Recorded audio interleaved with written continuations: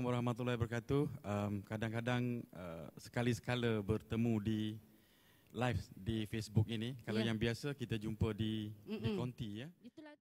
Dalam bicara kita pada petang ini, saya memilih satu tajuk. Saya fikir tajuk ni agak besar sebenarnya, agak besar. Tapi saya cuba kupaskan sedikit lebih kecil, mengikut pandangan saya, pendapat-pendapat daripada pihak sarjana juga dan pandangan-pandangan kita.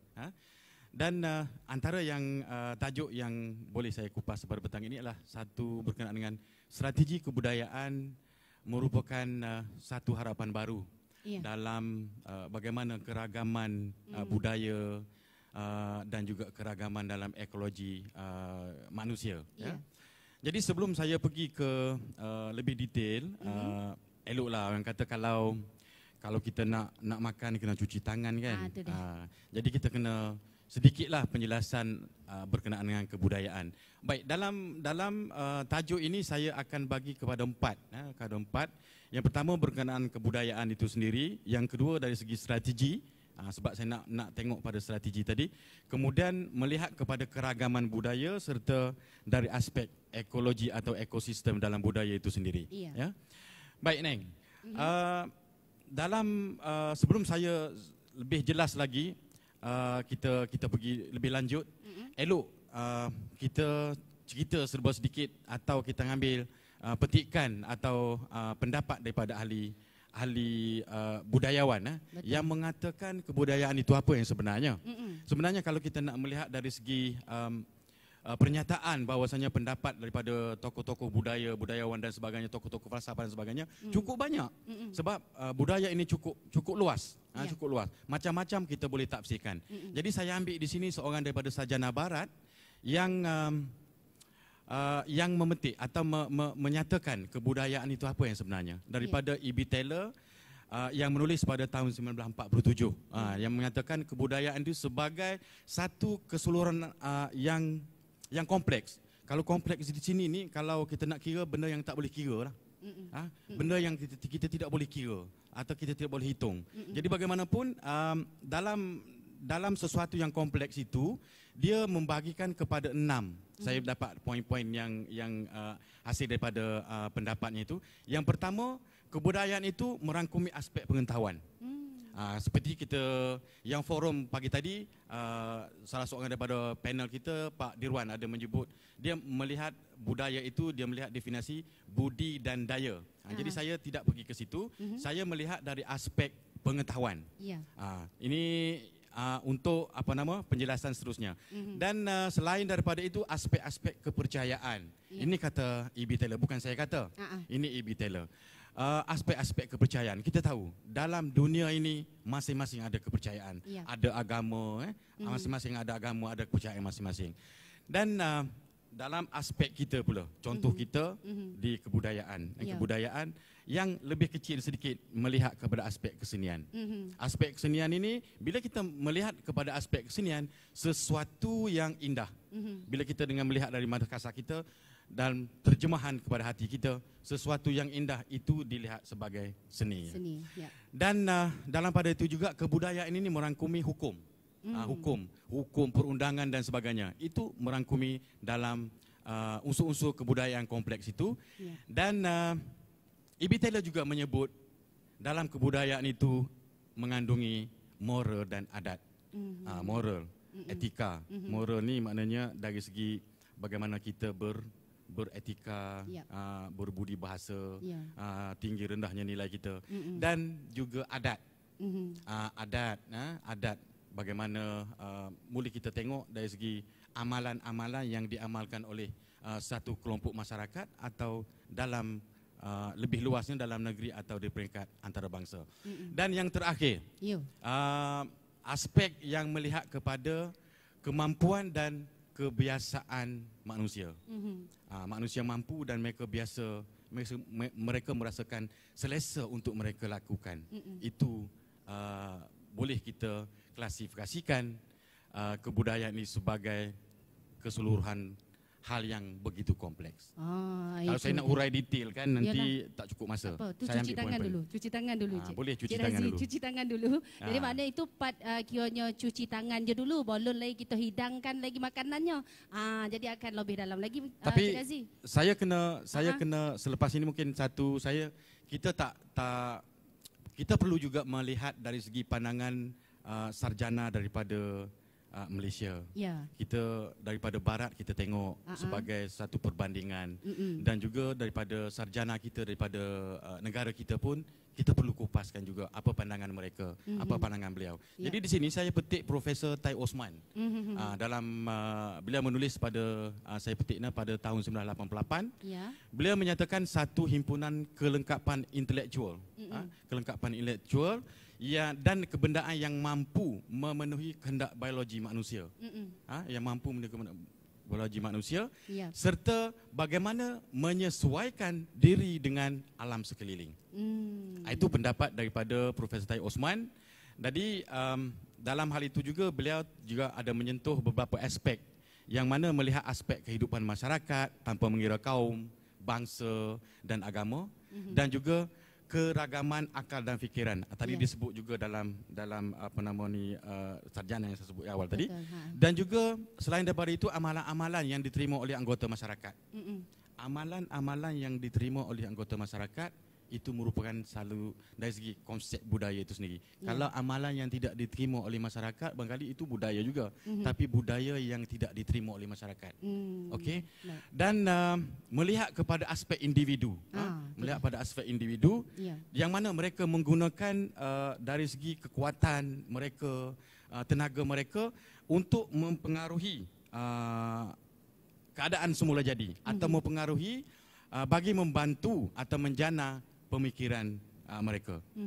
Itu yang seterusnya. Dan yang terakhir, saya petik keseluruhan cara hidup masyarakat yang merangkumi cara mereka bertindak, berkelakuan dan bagaimana mereka berfikir.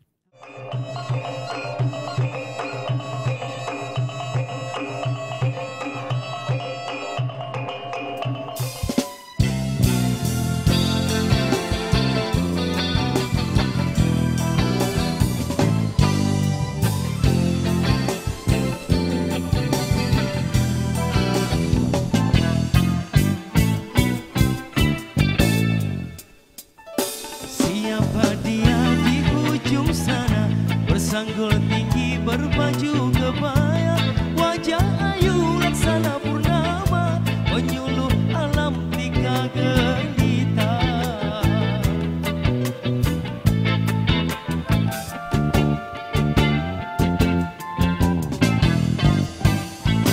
Kebaya labu berwarna ungu, dipakai darah kemas selalu, adik menyeri abang terpaku, hati terpaut merintih kalbu.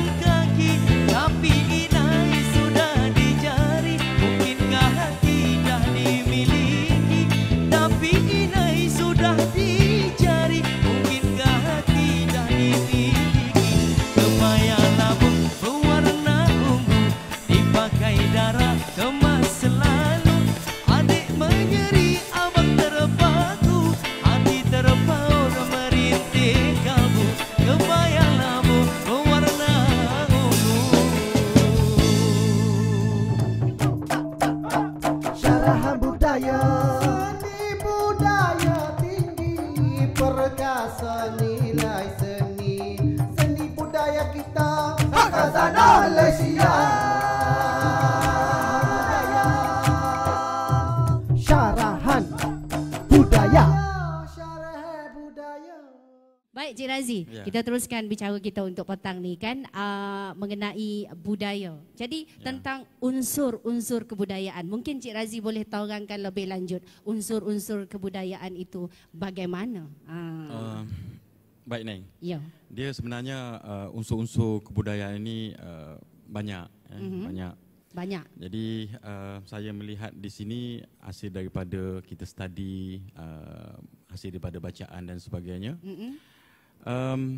Boleh kita letak kepada 7 unsur. 7 unsur. 7 unsur. Ada 7 unsur. 7 unsur. Barangkali orang lain mengatakan ada 8, ada 9, atau 10. Yalah. Tapi berdasarkan pembacaan kita tengok. Kajian yang pertama, unsur yang pertama adalah aspeknya adalah aspek bahasa.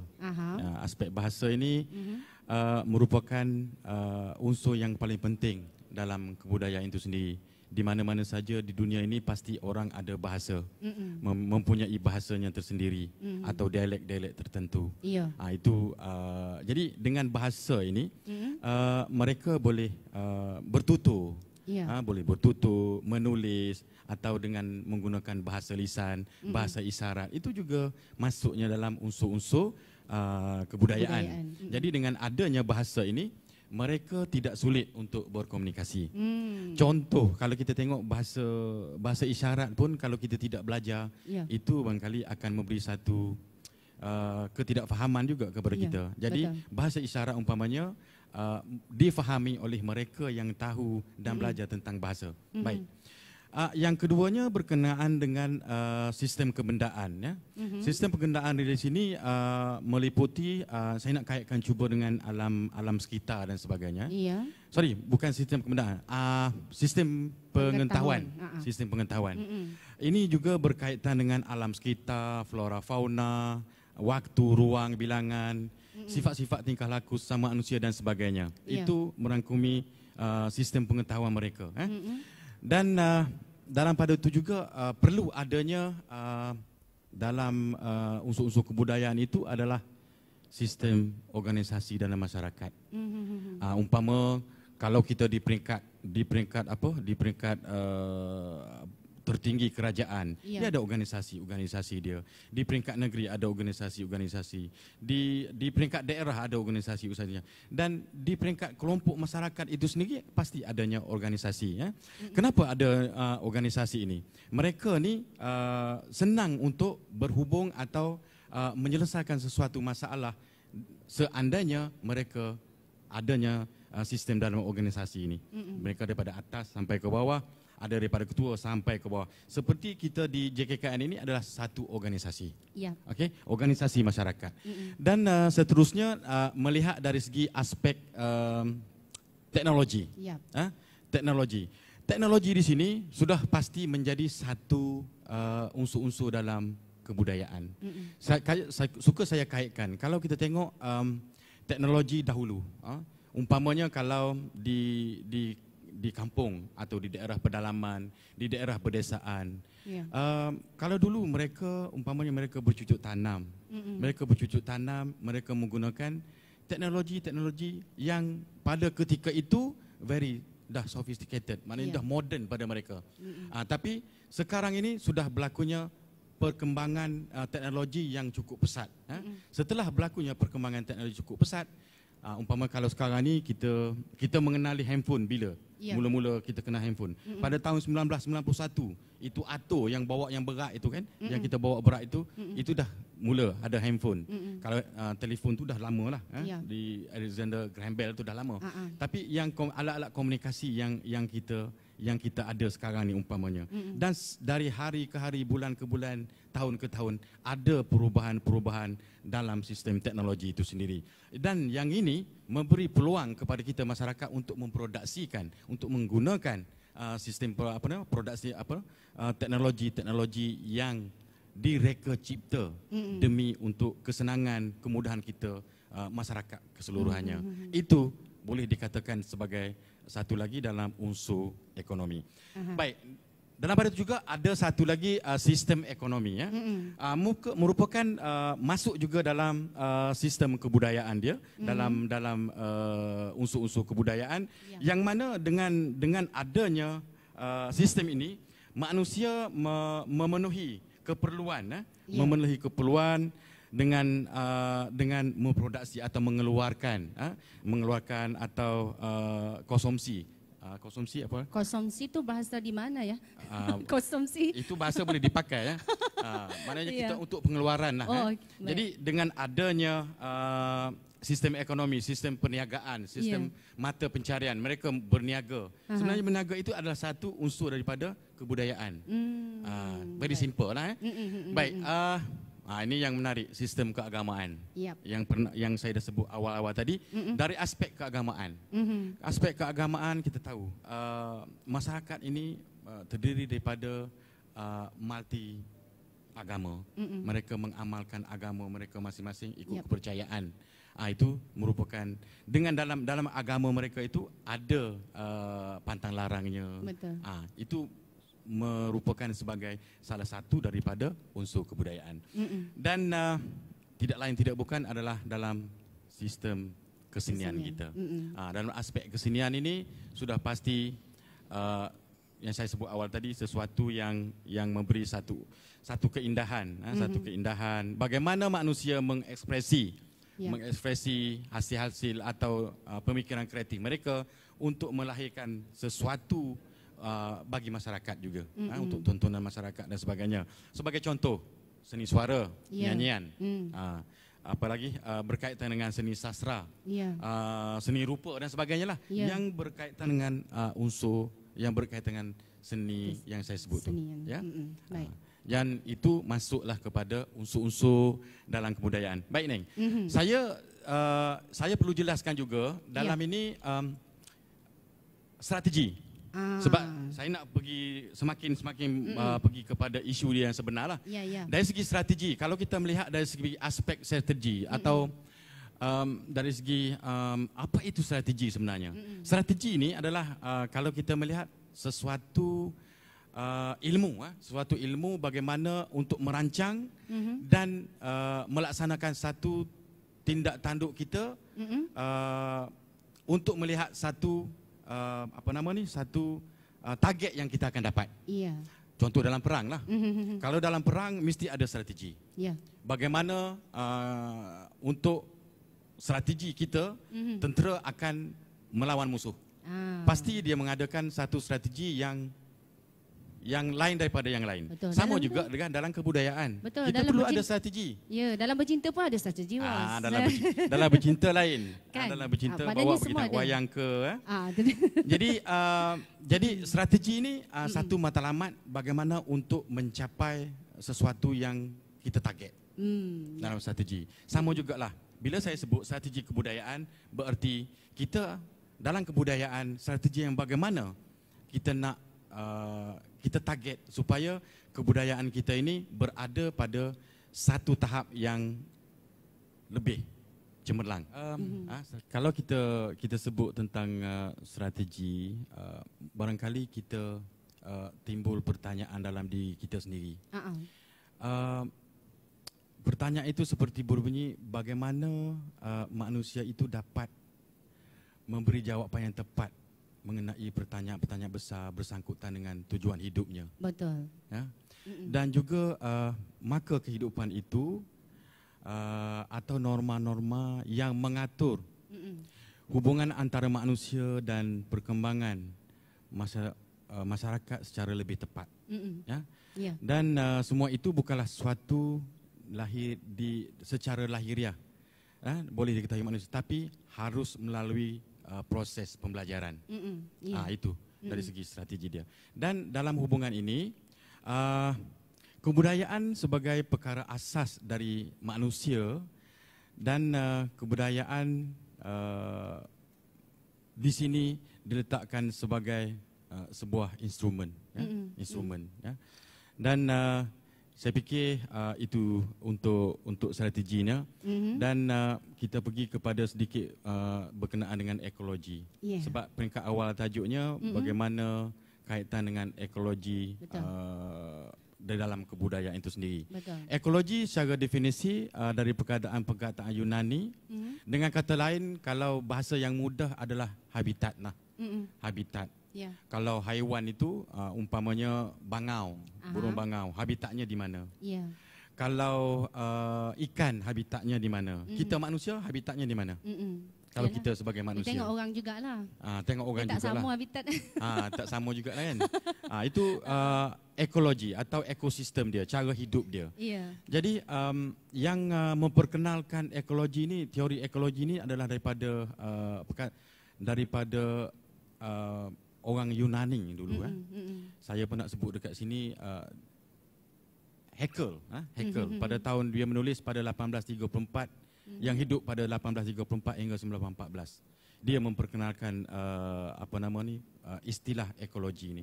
Jadi kalau kita kaitkan ekologi ini sebagai bagaimana satu ilmu yang mempelajari bagaimana interaksi antara makhluk hidup maupun interaksi dengan lingkungan manusia. Kalau kita ambil contoh, kalau ekologi kita atau ekosistem kita, masyarakat kita di perkampungan atau di pedesaan. Jadi bagaimana masyarakat dalam kampung itu mereka berinteraksi satu sama lain. Barangkali di kota atau di perkotaan ekologi itu mungkin berbeza. Berbeza kenapa? Kalau kita tengok kalau di bandar lah. Jadi interaksi masyarakat di bandar cukup berbeza dengan masyarakat di kampung atau di desa. Sebab kalau di bandar itu mereka tu lebih kepada sifatnya individu. Kadang-kadang jiran sebelah pun kita tak kenal. Itu cara habitat manusia hidup di bandar juga atau di kampung. Jadi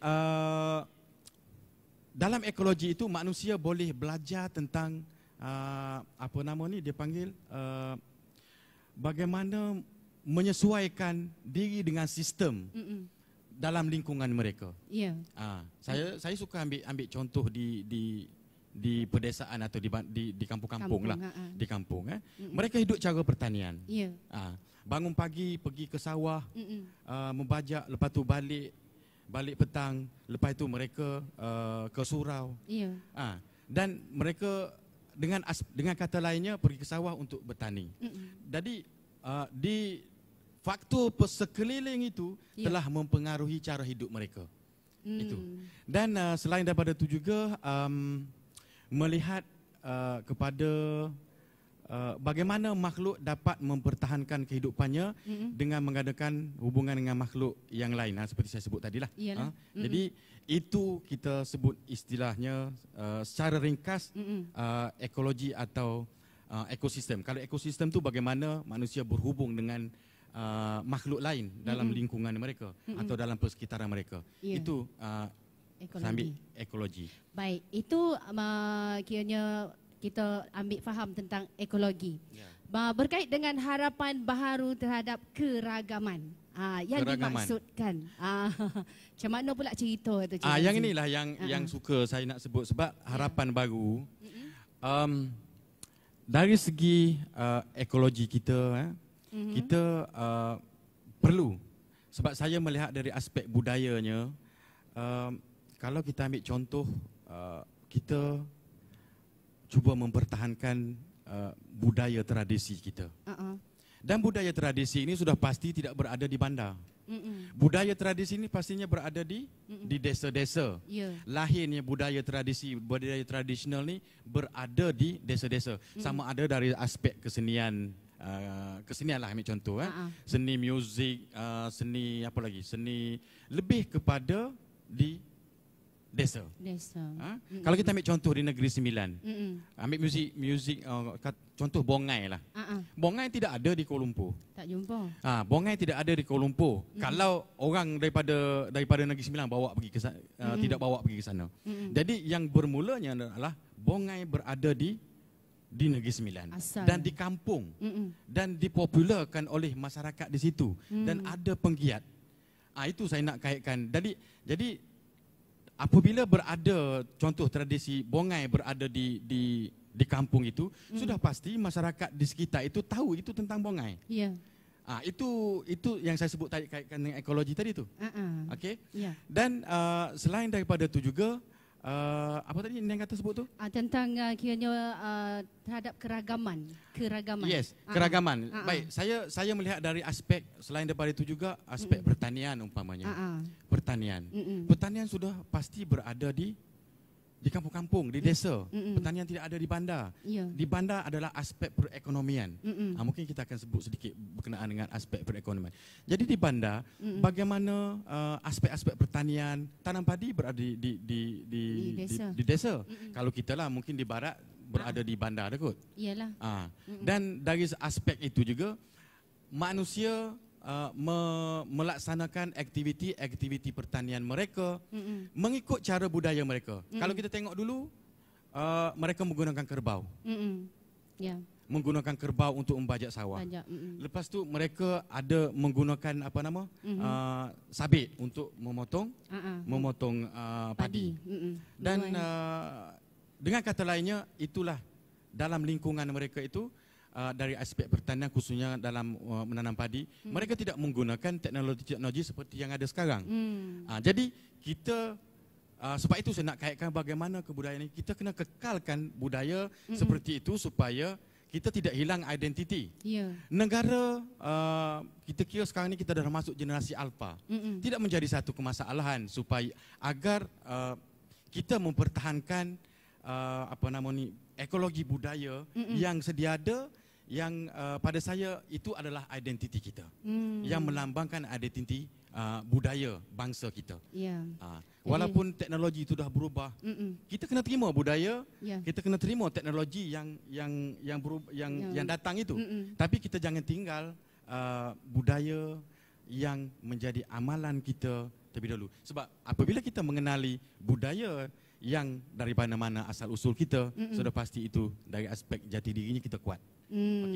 Jadi kita kena tahulah tujuan kebudayaan itu, kan Cik Razi? Betul. Sebab apa kan akhirnya selain maknanya tujuan antaranya lah, tujuan kebudayaan itu selain daripada mengembangkan nilai-nilai luhur budaya kita. Betul. Maknanya melalui akhirnya daripada JKKN sendirilah, pelbagai inisiatif diadakan untuk memperkenalkan budaya dan juga kesenian kepada rakyat dan juga masyarakat, kan, melalui di atas pentas. Maknanya kita di situ kita dipamerkan dan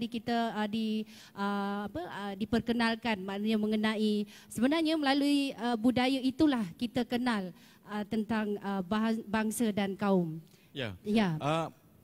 Saya ambil contoh lagi yang berkaitan dengan bagaimana nak kaitkan dengan ekologi dengan kebudayaan itu tadi. Saya lebih senang melihat kepada sebutkan pasal dari segi habitatnya tu. Maknanya pelakuan cara hidup mereka, mereka mengamalkan dalam dengan satu sistem yang telah diatur sejak dulu menjadi satu amalan pada masyarakat itu tersebut. Jadi bagaimana nak kaitkan dengan kebudayaan itu, kita tidak boleh tinggalkan. Kita tidak boleh tinggalkan. Seharusnya kita perlu menjadikan satu amalan dan menjadikan satu dokumentasi terhadap bagaimana hubungan antara kebudayaan dengan ekologi itu sendiri. Sebab kalau kita nak cakap memang lebih luas lagi lah. Dalam masa yang singkat ini saya fikir sedikitlah kita berkongsi tentang itu. Jadi mungkin ada apa-apa ni? Dia banyak sebenarnya, dari segi strategi. Dari segi strategi kiranya kebudayaan harapan baharu, ya, terhadap keragaman dan ekologi hari ini topik kita, kan. Jadi maknanya ramai yang hanya mendengar, hanya memandang kiranya kebudayaan itu kepada kira apa ni, tempat-tempat lah, contoh lah, kan. Bila orang pergi kat sini, budaya dia dah lain. Pergi kat sini, budaya dia tak sama dengan tempat kita pula. Baik, beza kat situ, kan. Sikit lagi saya nak sentuh bagaimana hubungan atau relate-nya dengan ekologi itu dengan keadaan semasa. Itu saya yang melihat, dimaksudkan. saya melihat umpama dari segi proses atau pembangunan, dalam pembangunan. Kita melihat banyak tanah-tanah cerun bukit telah ditoreh demi untuk pembangunan. Bukan apa? Nak dirikan bangunan dan sebagainya. Kan? Kalau kita tengok cukup banyak sekarang. Jadi ini yang perlu kita pelihara. Sebab apabila bukit-bukit sudah digondolkan, makanya tidak habitat di situ, ekologi situ akan hilang. Jadi hilanglah budaya kita. Sama ada pokok dan sebagainya akan dipotong dan sebagainya. Dan saya nak kaitkan juga dengan umpamanya dari aspek bagaimana pembangunan itu boleh meletakkan sebagai tidak melupakan tradisi. Kalau kita tengok sekarang ni buat bangunan, umpama kita dirikan kawasan-kawasan perumahan. Dari segi kita boleh kaitkan dengan bahasa. Secara total itu dah berubah. Sudah berubah, tukar nama. Nama telah ditukar, ini desanya tukar daripada bahasa Melayu ke bahasa Inggeris. Taman-taman perumahan. Kalau kita tengok di Putrajaya sekarang, saya ambil contoh very simple. Di Putrajaya sekarang, kita tidak sebut jalan ini Persin 1, Persin 2, Persin 3. Ini bukan saya nak ni, tapi itu realiti. Kenapa dia tidak letak Jalan Putra 1, Jalan Putra 2, Jalan Putra 3? Ini pandangan lah. Jadi itu sudah berubah. Jadi ini telah menjadikan adanya satu penempatan perkampungan baru itu atau satu kawasan pentadbiran baru itu telah diubah. Kita dengan jelas pun nampak itu dari segi telah diubah. Kalau kita tengok lagi tanah pertanian umpamanya. Tanah pertanian telah ditukar kepada tanah perumahan atau tanah-tanah untuk industri. Jadi ini pertanian ini pada kita cuba kekalkan. Kita kekalkan sebab apabila hilangnya ekologi di situ, maka pada saya pastilah, ini pandangan saya. Sudah pasti unsur-unsur atau nilai-nilai budaya masyarakat setempat itu akan hilang. Jadi makna identiti negara kita ataupun budaya kita tu akan lonyap, kan? Akan lonyap. Sebab apa, tak ada yang menampakkan. Akan lonyap, ya. Baik, tentang manfaat kebudayaan. Di sebalik kebudayaan itu ada manfaatnya. Mungkin Cik Razi boleh kongsikan juga untuk kawan-kawan yang sedang menyaksikan live sekarang ni. Jadi sebelum saya pergi kepada pertanyaan itu, ada lagi nak dikupas? Lebih saya nak suka ni nak jelaskanlah. Silakan. Saya nak jelaskan strategi kita sekarang ni. Itu dia. Strategi di sini, kalau dengan kata mudahnya dasar, barangkali boleh kata juga. Boleh kita istilahkan dasar, tapi saya lebih senang menggunakan strategi. Kalau sekarang ni kita sebut banyak, mungkin ada agak sedikit berbeza lah yang saya nak sebut di sini. Ada orang sebut bila nak buat satu dasar itu kena adanya mempertahankan nilai-nilai tradisi. Itu sudah menjadi satu kebiasaan menjadi sebutan. Dah biasa orang sebut. Benda yang sama disebut. Jadi apa yang saya nak kemukakan di sini, saya lebih kepada bagaimana saya melihat kepada ruang. Ruang di sini adalah ini fokus kepada sama ada daripada peringkat pemerintah, sama ada pemerintah setempat, pemerintah di peringkat negara. Yang pertama, kita dalam kebudayaan kesenian ini perlu menyediakan ruang atau kemudahan fasiliti yang lengkap dengan segala keperluan yang boleh diguna pakai kepada semua bagi mengekspresikan atau mendorong mereka berinteraksi. Budaya, memperkuatkan budaya itu sendiri. Contoh, ruang yang kita ada umpama sekarang ni di kompleks JKKN ini. Ini salah satu strategi dia. Jadi kita ruang yang ada ni kita perlu pertingkatkan kemudahan-kemudahan atau melengkapkan lagi fasiliti yang ada di dalam ini. Bagi memberi ruang kepada mereka yang kreatif untuk datang ke sini berkarya menggunakan fasiliti yang sedia ada di sini. Jadi dengan adanya fasiliti yang lengkap ini memberi kemudahan kepada mereka atau mereka ni lebih kreatif lagi dalam usaha-usaha untuk mereka berkarya. Jadi perlu kita menaik taraf dan sebagainya. Dan perkara yang kedua, memanfaatkan kekayaan budaya untuk memperkuatkan kedudukan Malaysia di peringkat antarabangsa. Sebab tu yang saya sebutkan tadi. Ya. Di samping kita menyediakan apa yang ada berkenaan dengan budaya dan seni kita di Malaysia, kita juga nak memperkenalkan, nak hebah-hebahkan, nak jual budaya kita kepada luar negara. Nak jualkan budaya kita kepada negara. Dengan kata lain, memperkuatkan di sini adalah kita orang kata memperkuatkan budaya tradisional kita tu. Memperkukuhkan budaya tradisional kita untuk kita mempromosikan di peringkat antarabangsa. Ini barangkali ini sudah pasti menjadi peranan di pihak kerajaan. Dan kalau kita di sini adalah untuk mempromosikan budaya ini terletak kepada Motek sendiri. Mempromosi salah satulah agensi. Dan di samping kerjasama daripada agensi-agensi lain, banyak mempromosikan budaya kita di luar negeri. Jadi di dalam negeri juga kita harus pertahankan budaya yang kita ada ini. Sebab kalau kita melihat pelancong yang datang keluar, mereka yang datang ke Malaysia ini, mereka bukan nak tengok apa nama ni bangunan yang canggih-canggih, tidak. Tempat mereka lagi canggih. Mereka ini melihat budaya kita, cara hidup masyarakat kita. Kalau pergi ke kampung, bagaimana mereka masyarakat di situ umpama menoreh getah, menangkap ikan, membajak sawah. Itu yang mereka nak tengok sebab mereka tidak ada. Jadi ini peranan kita juga di peringkat antarabangsa. Dalam pada itu juga kita ambil contoh. Kalau kita ambil contoh umpamanya warisan. Warisan banyak dah. Warisan kita telah diiktiraf oleh UNESCO.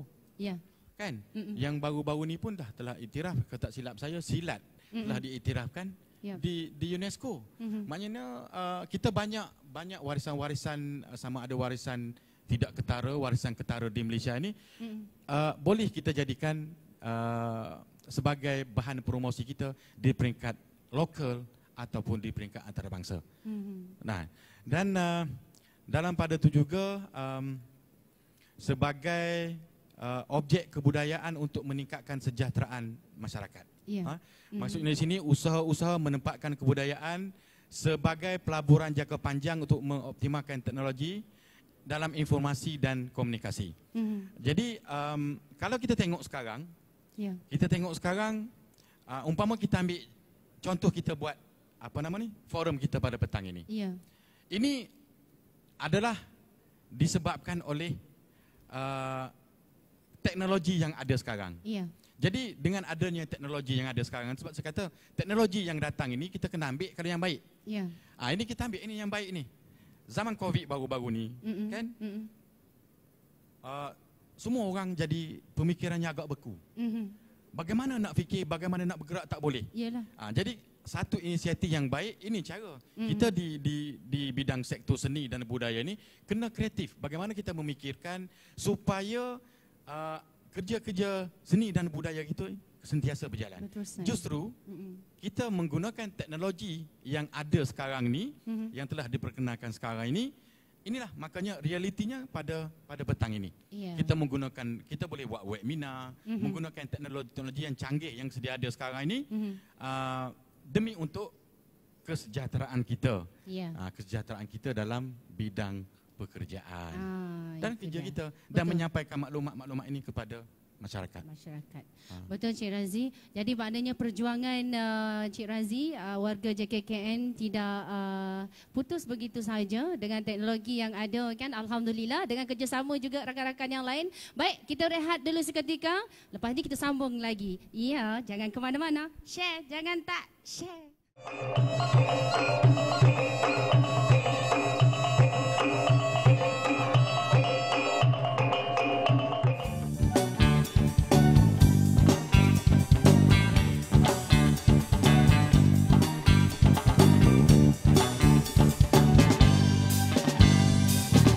Sopan santun anak Melayu, senyum terukir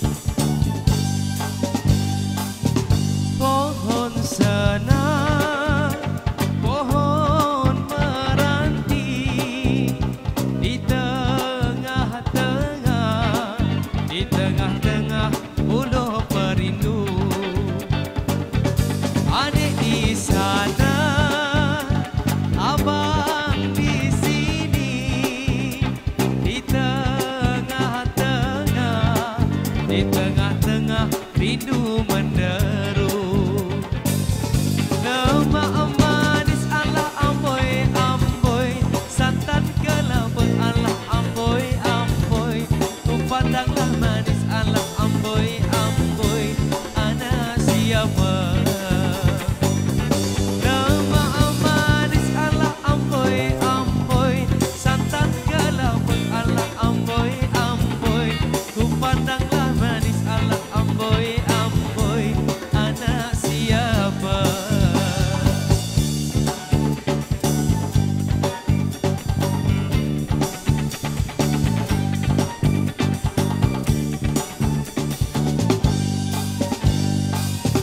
Hujan di hulu tak reda-reda, ributlah turun bertalu-talu.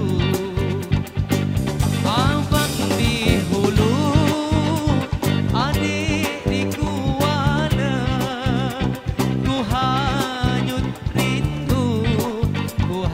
rindu dalam perahu. Lemak manis ala amboi amboi, santan kelapa ala amboi amboi, ku pandanglah manis ala amboi amboi, ana siapa? Lemak manis ala amboi amboi, santan kelapa ala amboi amboi, ku pandanglah manis ala amboi amboi, ana siapa?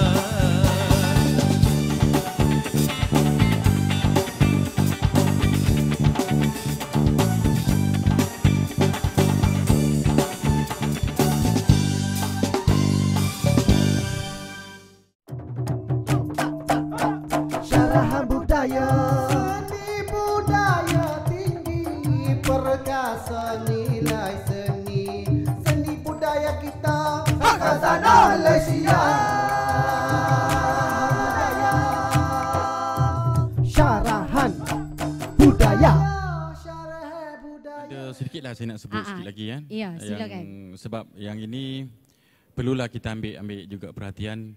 Yang mana dalam strategi ini kita perlu melihat atau melihat kepada bagaimana kita nak melindungi keanekaragaman di dalam alam itu sendiri dan memperkuatkan ekosistem. Ya. Yang mana dalam hal ini kita perlu melihat bagaimana agenda untuk melestarikan alam itu sendiri.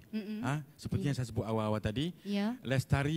melestarikan agensi jabatan-jabatan budaya atau juga melihat daripada dari segi merangka atau merancang dari aspek pembangunan, Ya. supaya keanekaragaman alam ini tidak tidak musnah begitu, Ya. dan juga memperkuatkan lagi ekosistem kita.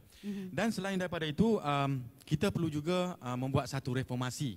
Reformasi maksud di sini dari segi jabatan atau pihak-pihak yang berwajib supaya merangka satu agenda bagi memajukan kebudayaan itu sendiri. Yang mana saya melihat di sini dari aspek memperuntukkan satu dana khusus dalam setiap aktiviti seni dan budaya ini. Perlu diperuntukkan seperti peruntukan kepada kepada sektor lain juga. Ya. Sebab saya secara pandangan, mengikut pandangan saya, pendapat saya, bahawasanya sektor seni dan budaya ini adalah memain peranan yang cukup besar dalam usaha membangunkan budaya, membangunkan negara dan juga membangunkan modal insan di negara kita. Dan selain daripada itu, mempertingkatkan dia punya jabatan kerajaan. Jangan jadikan, umpama kita ambil contoh DJ KKN saja yang melaksanakan aktiviti budaya. Ya. Sebenarnya jabatan-jabatan lain, agensi-agensi lain, pihak NGO, pihak pemain-pemain industri sebenarnya memainkan peranan dalam bagaimana untuk meletakkan aktiviti seni dan budaya ini sebagai satu aktiviti yang wajib. Sebab kita apabila kita melaksanakan atau merancang sesuatu aktiviti di peringkat agensi dan sebagainya, dengan secara tidak langsung kita cuba mempertahankan budaya kita sendiri. Dan dalam pada itu seperti yang sebut awal-awal tadi, kita cuba mempertingkatkan prasarana. Lepas tu dari segi latihan. Latihan kepada pegawai-pegawai atau kaki tangan atau penggiat industri dalam seni dan budaya supaya mereka ni memahami tentang budaya itu sendiri. Dia kadang-kadang kerana kita tidak memahami budaya, kadang orang memandang lekeh, memandang remeh kepada budaya, sedangkan mereka tidak perasan bahawasanya hari-hari mereka berada dalam lingkungan budaya itu sendiri. Tapi inilah yang suka saya sebutkan, bahawasanya di kalangan umpama kita di Jabatan Kebudayaan, supaya kita ni dipertingkatkan ilmu berkenaan dengan budaya di kalangan pegawai dan juga kaki tangan kita sendiri. Itu perlu. Dan Waimah di peringkat kementerian pun harus menekankan kepada aspek inilah. Jadi dengan kata lain, apabila saya mahu setiap pegawai kebudayaan ini apabila bercakap tentang budaya, mereka boleh kupas. Kalau tidak detail pun sekurang-kurangnya mereka boleh kupas, boleh bercakap tentang budaya itu sendiri. Ya? Baik. Itu. Itu dia. Baik, jadi kalau nak tahu lebih kata orang ni tentang budaya dan seni kan, nak selalu dapat ilmu, kawanlah dengan warga JKKN. Baik, Cik Razi, ada soalan dari penonton, daripada penonton melalui live fanpage JKKN sekarang. Soalan daripada Cik Lokman Gani. Hai Cik Lokman. Terima kasih menonton kami. Baik, soalannya katanya keragaman dan ekologi hari ini dibincangkan, kan? Jadi sudahkah sudahkah ada cara perkembangan pemeliharaan agar tidak pupus begitu saja? Jadi mungkin Cik Razi boleh terangkan, adakah JKKN telah pun melaksanakan atau dalam perancangan atau bagaimana? Terima kasih, satu soalan yang cukup bagus daripada Cik Lokman. Tak sangka dia pun sama-sama dengan kita pada petang ini melalui talian. Sebenarnya dari segi bagaimana kita mengekalkan atau melestarikan keragaman budaya itu, sebenarnya di peringkat JKKN telah kita laksanakan. Ya, telah laksanakan. Umpamanya semua negeri telah melaksanakan program bagi mengekalkan kesenian tradisi kita. Kalau kita tengok di Negeri Sembilan, kita ada buat yang bongai itu kita ada buat. Lepas tu kalau di negeri macam di Perlis yang Perlis. Mana semua dah kita buat. Kita dah buat. Tapi buat pun belum sampai kepada satu tahap yang boleh kita banggakan. Yang boleh kita banggakan. Ini yang kita katakan kaitan dengan ekologi yang saya sebut tadi itu kan, iaitu nilai-nilai atau kebudayaan atau seni budaya yang menjadi satu satu seni yang meletakkan ciri kepada satu-satu daerah itu. Dan dari segi kita cuba melestarikan ini, kita pun dah ada aktiviti atau program-program setiap tahun kita ada buat. Maknanya dah mula lah. Dah mula, memang dah mula. Di peringkat JKKN sudah mula. Jadi saya lupa juga nak sebut kat sini lah. Sebab kadang-kadang soalan ad hoc datang tu kadang kita tak fikir juga. Tapi bagaimanapun untuk mengekalkan tradisi ini, kita di peringkat Jabatan Kebudayaan seluruh negara telah dikenal pasti jenis-jenis kesenian tradisional yang kita angkat. Kalau tak silap saya, macam kalau di apa nama di Terengganu, silat kura-kura katanya. Ada yang pelik-pelik yang tak pernah kita dengar pun ada. Ya, ya. Dan dari daripada itu juga kita ada buat penyelidikan. Penyelidikan macam tahun lepas, setiap negeri diminta membuat satu penyelidikan yang lebih melihat kepada apa nama ni local wisdom. Local wisdom. Local wisdom ni pun sebagai satu daripada ekologi dalam kebudayaan kita. Local wisdom. Umpama kalau kita di Negeri Sembilan, pada tahun lepas kita buat kajian tentang bagaimana ada satu jampi serampah, jampi serampah seorang apa nama ni akan mengambil madu lebah. Dia ada jampi dia rupanya. Ada baca-baca. Ada baca-baca. Barangkali bila baca tu lebah pun tak pergi rapat. Itu mengikut kepercayaan, mengikut amalan yang diamalkan oleh masyarakat. Kalau tak silap saya di Negeri Sembilan, kita dah buat kajian itu di apa nama? Di kawasan apa ya? Daerah Kuala Pilah. Yang kita dah buat kat situ. Dan pada itu juga untuk tahun ini juga kita dalam proses untuk kajian, semua negeri akan terlibat. Yang saya sebut tadi, kalau di Negeri Sembilan yang baru-baru ni kita buat bagaimana kaedah nak ambil madu lebah, dan negeri-negeri lain juga sedang dibuat, dan juga dalam sekarang pun untuk kajian peringkat sekarang pun dalam proses untuk menyiapkan. So far, dengan kata lainnya, peringkat Jabatan Kebudayaan telah melaksanakan apa nama ni usaha-usaha bagaimana kita nak mengekalkan keragaman ekologi dalam budaya itu sendiri. Iya, baik. Jadi terjawab. Ya, saya fikir sedikit terjawablah kepada yang bertanya. Terima kasih kepada Cik Lokman. Iya, alhamdulillah. Baik. Tadi nampak gayanya masa kita pun boleh tahan cemburunya Cik Razi. Dia nak ucapkan terima kasih kepada Cik Razi. Mungkin Cik Razi ada sikit pesanan kepada penonton yang menyaksikan ya untuk peranan dalam menjaga budaya dan seni kita itu. Terima kasih sekali lagi.